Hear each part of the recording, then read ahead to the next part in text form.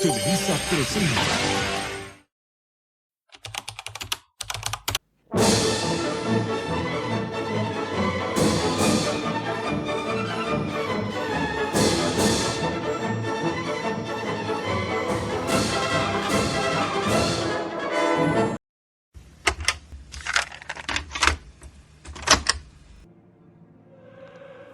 Hola, buenas tardes, ¿cómo están? Les tengo una pregunta. ¿Nunca se han preguntado qué es el romanticismo y simbolismo? Lo más probable es que no, y si nunca se lo han preguntado, felicidades, son personas normales. En todo caso, hoy les explicaremos qué es el romanticismo, el contexto histórico que le dio origen, sus mayores exponentes, su repercusión en el mundo literario y qué tiene que ver Poe con todo esto. Para ello, vamos a hacer uso de un artilugio que por el bien de la trama tenemos y sabemos usar, para viajar a épocas pasadas y preguntarles a algunos de los autores y personajes en qué consistían estos dos movimientos. Para este propósito me acompañaron mis compañeros Miguel Ángel Aguilera, Nicolás Fajardo, Camila Bella, Nicolás López y quien les habla, Alejandro Báez. Sin más dilación, comencemos.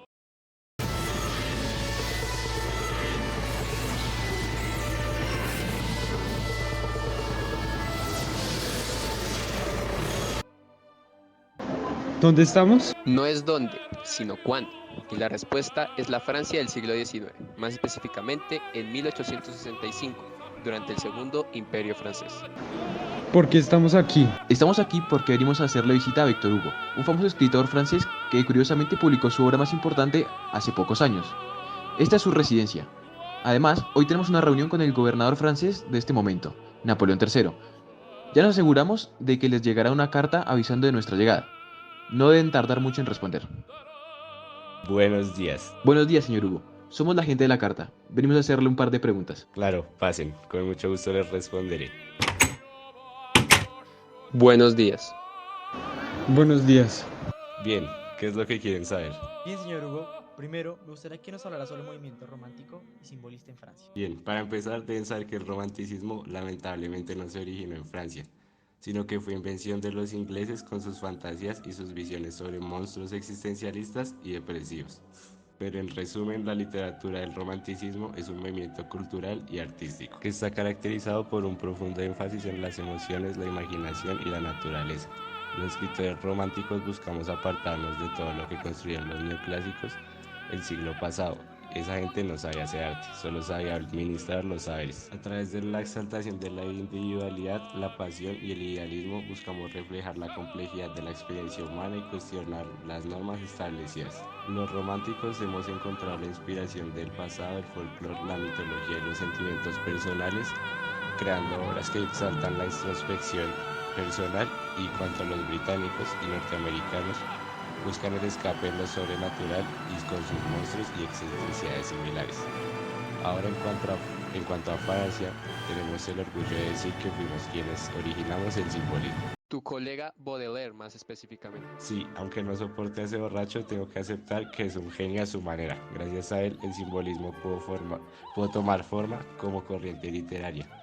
Con su horrible belleza, metáforas y alegorías logró formar algo que tengo que admitir, también he tomado ejemplo y he contribuido mucho al desarrollo del movimiento romántico. Los llamados realistas que están surgiendo en los últimos tiempos tienen la batalla perdida contra el simbolismo francés. Pueden apoyarse mucho en la cruda realidad, los problemas sociales y todo lo que quieran, pero nunca tendrán el mismo éxito que tenemos Baudelaire y yo, porque precisamente buscamos escapar de esta realidad. Si los movimientos sociales siguen como van, no creo que eso se vaya a cumplir. La gente perfectamente puede apoyarse en esa literatura para tomar relevancia. Solo tiene que ver lo que ha sucedido en Inglaterra con las huelgas de trabajadores y mujeres. Aunque sea poco inicialmente y las autoridades inglesas lo hayan podido mitigar con cierta facilidad, las cosas fluirán a mayores con el paso del tiempo. Hace pocos meses la guerra de sucesión estadounidense llegó a su fin, y aunque Lincoln esté muerto, la semilla de la inconformidad plantada en los esclavos negros terminará por germinar y tarde o temprano conformarán asociaciones para luchar por la igualdad. Precisamente eso es lo que quería tratar con usted en esta reunión. Así como las ideas de la revolución se propagaron por todo el mundo, las luchas sociales y huelgas no tardarán en llegar a Francia. Confío en que el expansionismo y la industrialización tardía que vivimos pospongan estos acontecimientos, pero necesito también que usted y demás autores no se sumen a propagar la llama de la disconformidad y sigan pintando quimeras que mantengan contentas a la gente. Yo hablaré y escribiré lo que se me da la gana y nunca me subiría al tren de los nuevos autores con perspectiva llana del mundo.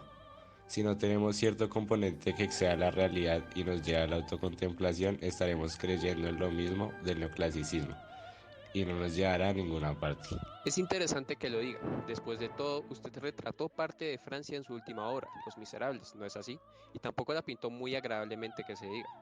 ¿Está insinuando que quise retratar una realidad llana y limitarme a ser un historiador? Precisamente. Está equivocado, quise retratar lo grotesco del mundo y darle una característica a ella de la que tanto fue privado. Mi lucha principal no está en fungir como un justiciero divino y prepotente, denunciando lo cruel del Estado conmigo. Mi lucha principal es reivindicar el arte de lo que es arte, no una enciclopedia pedagógica o un documento de un libro en la historia, sino algo más allá de este mundo, algo que permite encontrar la belleza en paisajes horribles. El drama, uniendo cualidades opuestas, puede estar a su vez lleno de profundidad y relieve y ser simultáneamente filosófico y pintoresco, cosa que parece no entender y que debería. Antes mencionó a Baudelaire, si quiere pregúntele y verá que contestará lo mismo. Lo que me preocupa es que ya ha habido grandes escritores románticos que empezaron a cambiarse de bando, y por como escribe usted, no me extrañaría que en unos meses comience a luchar por las condiciones de trabajo o la igualdad de todas las personas. Como comprenderá, Francia se está expandiendo cada vez más. Contamos con territorios en ultramar. Los estados europeos comienzan a temer a la bandera francesa de nuevo. Por fin estamos industrializados y mi gobierno se está fortaleciendo con el paso del tiempo. No puedo permitir una nueva revolución o que el pueblo se ponga en contra mía en plena expansión. Perdón por la intervención, pero me gustaría saber qué es lo que sucede en este momento, alrededor de todo el mundo y saber su preocupación sobre todo esto. Mi preocupación, más que en lo que hombres como este puedan hacer, radica en los hechos. Hay una constante lucha entre los estados europeos por hacerse con el control del máximo número de territorios posibles para poder explotar sus recursos y contribuir con la industrialización. Inglaterra ha tomado mucha ventaja frente a nosotros, se está haciendo con el control de medio mundo y Francia va 10 años atrasada. Debimos haber comenzado nuestro proceso de industrialización terminadas las guerras napoleónicas, pero con todo el problema de los Borbones se tuvo que dejar para el final de la dinastía de estos últimos, cuando Inglaterra ya era dueña de un cuarto de África. Afortunadamente no llegamos tan tarde, y con España perdiendo territorios en América y nuestra incursión económica a China y la India, estamos creciendo como imperio. Sin embargo, Austria poco a poco se fortalece. Portugal es de las pocas flotas marítimas que podrían hacerle frente a los ingleses. Los otomanos son dueños de parte del Medio Oriente, haciéndose cargo de una ruta comercial importante. Los rusos son un coloso que difícilmente caerá. Italia surgió hace poco como un nuevo estado, y los germanos no tardarán mucho en crear uno nuevo. Además, no hay que olvidar a los norteamericanos, que han tenido un crecimiento gigantesco como imperio tras su independencia de los ingleses. Además, nuestra derrota hace poco tiempo contra los mexicanos no mejora mucho las cosas. Si queremos que Francia crezca y se siga fortaleciendo como imperio, debemos conseguir más territorios para potenciar la industrialización del país, y si existen movimientos sociales y políticos que lo impiden, nunca alcanzaremos a los británicos. Ya está empezando a sonar igual que su tío, que será lo siguiente, una incursión suicida a Rusia o un asedio naval a la mayor potencia marítima. Considerando lo que dijo antes, no creo que la situación francesa le importe mucho, así que ¿por qué no se va a seguir peleando por el arte? La situación francesa no me es ajena y como todos quiero ver al imperio en la mejor situación posible, pero no por eso dejaré de lado mi arte o literatura. Como todos los ingleses que dijeron que no lo iban a dejar de lado y terminaron creando periódicos denunciando las injusticias. Como los franceses que dijeron que no lo iban a dejar de lado y ahora son los autoproclamados realistas y naturalistas. O como ese tal Tolstoy en Rusia que publicó una novela sobre los estragos y vivencias de las guerras con Francia. La comparación con esta gente me insulta en gran medida, y si no quiere que haya mayores le recomiendo que se retire. Creo que usted olvidó a quién se está refiriendo. Soy la mayor autoridad francesa. No me importa si es Julio César, la comparación de mi arte me insulta a nivel personal y no pienso dejar que me denigre de tal manera. Muchas gracias por todo, pero ya es momento de irnos.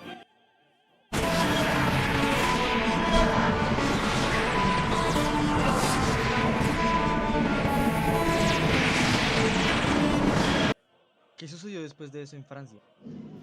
Nada en especial. En 1970, el Segundo Imperio francés sería derrotado por las tropas franco-prusianas en la batalla de Metz. Con la captura de Napoleón III, el gobernante sería destituido del cargo y con la Comuna de París se instauraría una nueva república. Los temores de Napoleón III en parte eran infundados. Este terminaría muriendo en 1873 y Víctor Hugo moriría en 1885.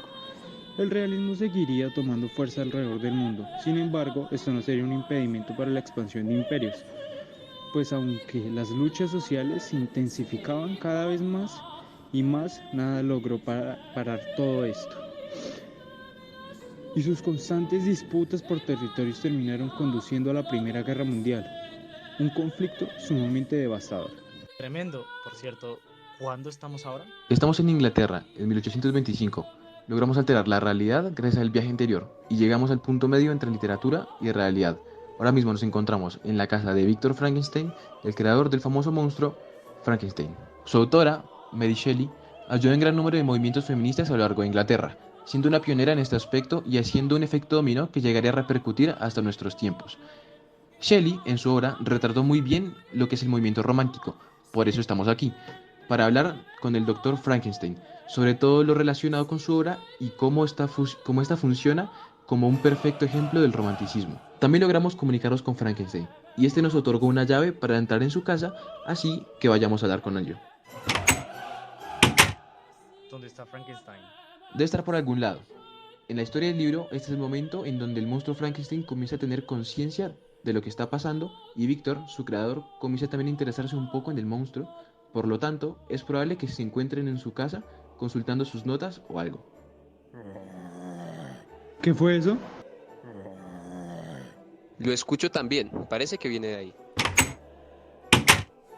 Ahí está, es el monstruo de Frankenstein. No se alarmen, para este punto, Frankenstein ya es menos agresivo. Es más, él también ya sabe mucho sobre el mundo, y todo lo referente al arte, ciencia y demás. Quizás podamos hacer algunas preguntas sobre la obra romántica. Bien, señor Frankenstein. ¿Qué nos puede decir del arte romántico y el estilo literario que usted utiliza en su obra? No se le entiende. Ahora, ¿qué podemos hacer? No hay problema, tenemos convenientemente un traductor que nos ayuda a entender al monstruo. Bien, habla.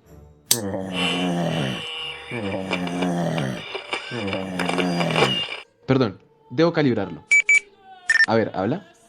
Hola, Funciona. Ahora, señor Frankenstein, ¿le gustaría responderle la pregunta que le hice anteriormente? claro, con mucho gusto. Para empezar, hay que saber que las temáticas de las obras románticas son sumamente reflexivas y llevan a la introspección de las personas.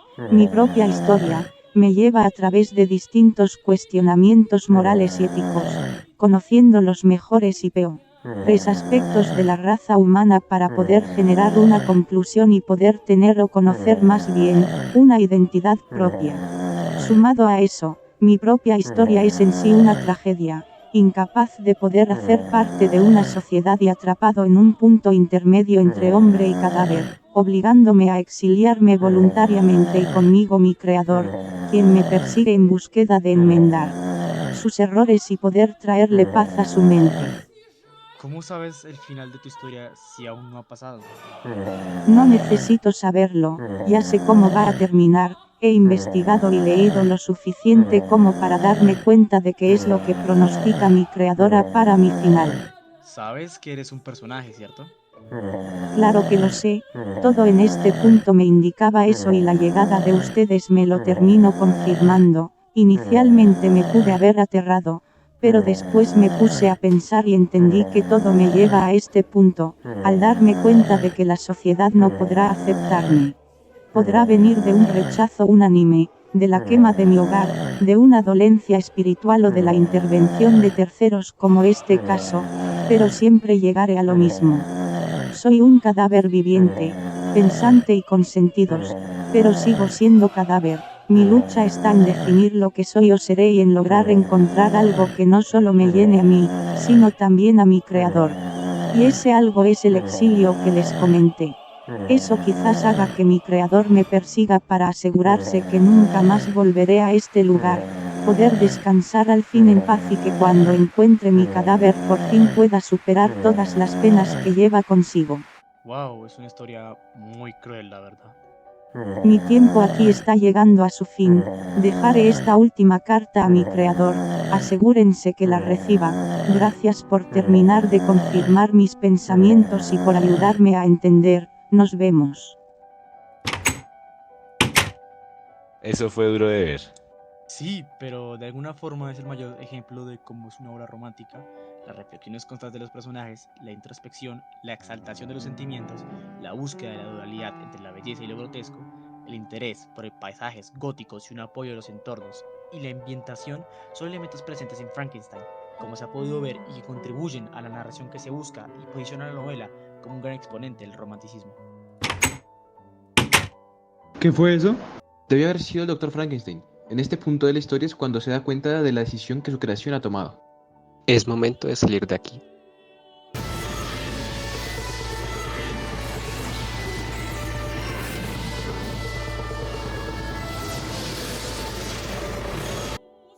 Pero ¿y todo esto cómo termina?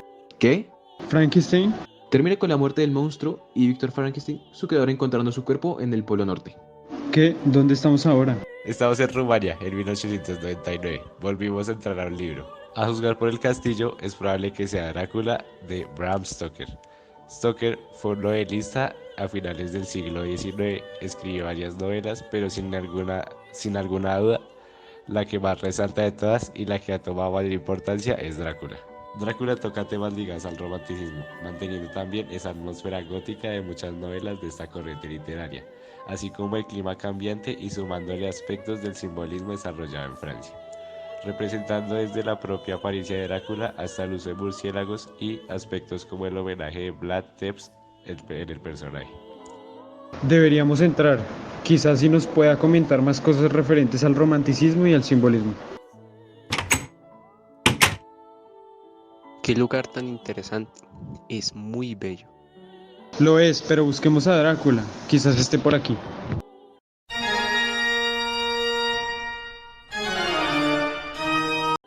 Buenas noches, ¿en qué puedo ayudarlos? Buenas noches, quisiéramos hacerle un par de preguntas relacionadas con todo lo que respecta del arte romántico y simbólico. Por supuesto, ¿qué desean saber? Bien, ¿y usted conoce algo llamado el arte de los rechazados? Claro, para empezar, en París, Francia, en 1863, se celebró la Exposición Universal en París. Esta exposición, conocida como Exposición de Refuses, se convirtió en un punto de inflexión en la historia del arte. El salón oficial de la Exposición Universal estaba a cargo del Salón de París, una institución establecida en 1673 que tenía la responsabilidad de seleccionar y exhibir las obras de arte más importantes de la época. Sin embargo, debido a las estrictas normas de selección del salón, muchos artistas emergentes y vanguardistas fueron rechazados y no tuvieron la oportunidad de mostrar sus obras. En respuesta a esta exclusión, el gobierno francés organizó una exposición paralela llamada Exposition del Refuses, donde exhibieron las obras que habían sido rechazadas por el salón oficial. Esta exposición incluía pinturas de artistas notables como Edouard Manet, Paul Cézanne, Camille Pissarro y James Whistler, entre otros.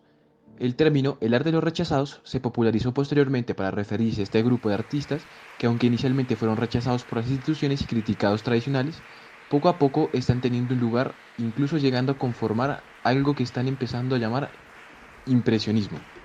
Muy interesante. Pero ¿usted qué opina sobre todos estos cambios en el arte? Bien, si el romanticismo mostró algo, es que el arte debe servir al arte. En su estructura puede tener cierto elemento de crítica o pedagógico, pero debe seguir sirviendo a ella misma sin importar el qué. Pues en el momento en el que sirva como arte tal cual es, pasa a convertirse en algo aberrante, que solo sirve como documento o fascículos en una enciclopedia. De manera similar, el simbolismo mostró la importancia de lo que no se cuenta directamente en una obra, el cómo emplear simples descripciones ambiguas o utilizar dichos símbolos en cuadros con una composición más grande. Podrían contar incluso más que los elementos implícitamente impuestos en la obra, como la existencia de opuestos podría dar lugar a cosas caóticas pero hermosas, y como el ser humano se expresaba y reversionaba el mundo mediante un lente distinto, logrando una visión de la realidad individual y única. El arte de estos impresionistas es única y presenta una visión del mundo fantástica, distinta a la monotonía de la realista, innovadora y recordando lo grande y especial al romanticismo en primer lugar. Hemos observado su castillo. Claramente es único y tiene algunas características que lo hacen resaltar, como la arquitectura gótica. ¿Usted se ha visto influenciado por el romanticismo? Claro, y no solo por él. El simbolismo me ha dado una fuente de inspiración gigantesca. Todo lo que se encuentra aquí tiene un significado. Todo es dispuesto de tal manera que, con ayuda del clima, den ese toque gótico de muchos de los escenarios presentes en el romanticismo. Las alejadas montañas de Rumania, la soledad que se siente y el clima frío ayudan a acentuar una imagen que complementó con mis vestimentas algo extravagante y la poca luz presente en el sitio. Mis víctimas anteriores se fascinaron con la arquitectura del castillo, y es que está pensada precisamente para eso, para causar mediante el uso de símbolos y elementos no implícitos la sensación de soledad y abandono, pero también la calidez y belleza. Todo esto es genuinamente impresionante. Exacto. ¿Por qué no se quedan otro rato? Perdón, pero ya nos tenemos que retirar. Insisto, no hay ningún problema. En serio, ya tenemos que irnos.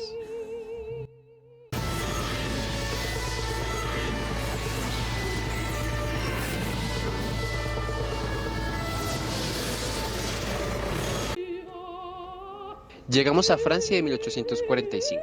Parece que aquí encontraremos a Charles Baudelaire. Según Víctor Hugo, se debería encontrar por aquí. Creo que la encontré. ¿Por qué lo dices? Porque según Víctor Hugo, él era un borracho y pues allí hay un hombre borracho que se parece a él. Vamos a preguntarle si es él. Disculpa, ¿de casualidad tú eres Charles Baudelaire? Si c'est moi, ¿a qué problema? ¿Qué dijo? No lo sé, pero podemos usar el traductor para entender qué dice. Pregúntale de nuevo. ¿Eres Charles Baudelaire? Si soy yo, ¿qué necesitan? Queremos saber más cerca del parnasianismo y nos han dicho que tú puedes explicarnos mejor acerca de este tema. Creo que puedo ayudarles, mon ami. El parnasianismo fue un movimiento literario y artístico que se desarrolló principalmente en Francia durante la segunda mitad del siglo XIX. Surgió como una reacción al romanticismo y buscaba establecer una estética más subjetiva y formal en la poesía y las artes. Sus principales características incluían la impersonalidad, que trata que los poetas parnasianos intentaban mantenerse alejados de los sentimientos personales y de la subjetividad emocional, buscar una objetividad estilística y evitar la expresión directa de emociones personales. Su segunda característica es que adoptaban el lema el arte por el arte, que significaba que la poesía y el arte en general debían existir por su propia belleza y perfección, sin un propósito moral o utilitario. La tercera era el estilo y forma cuidados. Los dos poetas parnasianos valoraban una cuidadosa selección de palabras y estilo pulido, basado en la precisión y el equilibrio, buscando utilizar metáforas claras y evitaban la retórica excesiva. Su cuarta característica se llama influencia visual y sensorial, que trataba que los parnasianos trataban de crear imágenes visualmente ricas y evocadoras, utilizando descripciones detalladas y sentidos como la vista, el oído, el olfato, para transmitir sus ideas. Algunos de los poetas más destacados del parnasianismo incluyen a Leconte de Lisle, Teófilo Gautier, José María de Heredia.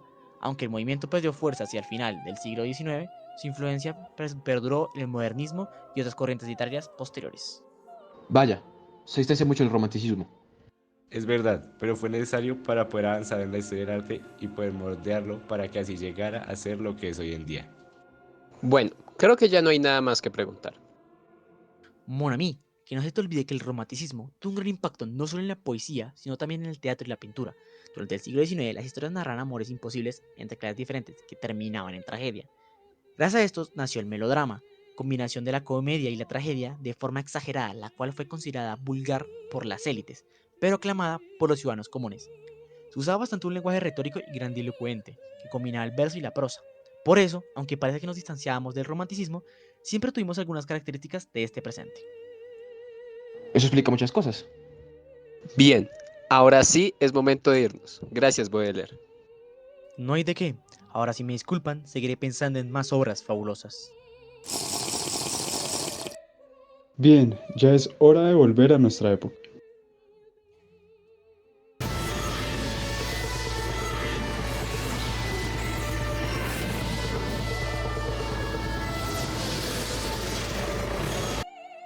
Eso fue muy interesante. Sí que lo ha sido. Hemos conocido a grandes e importantes personas que nos han dado una visión más amplia de lo que es el romanticismo, y ahora podemos entender y comprender mejor al romanticismo. Efectivamente, ahora vamos a acabar con esto y darle las gracias a todos por su atención.